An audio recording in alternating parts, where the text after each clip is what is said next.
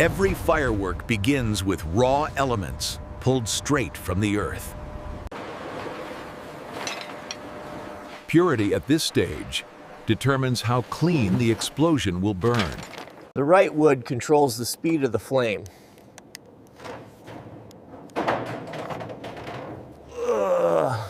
Inside these kilns, wood becomes controlled fuel. Burned without oxygen, carbon is born.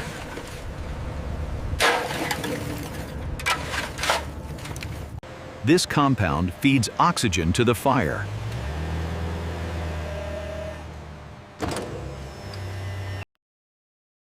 Fireworks demand precision long before ignition. Particle size controls how fast energy is released.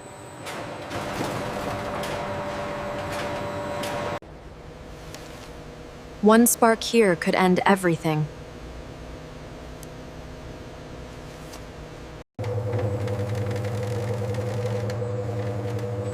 This is the heart of controlled combustion. Uniformity decides whether the blast blooms or fails. From this point on, every gram is tracked.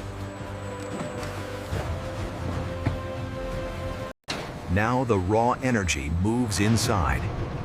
Once mixed, movement itself becomes a risk.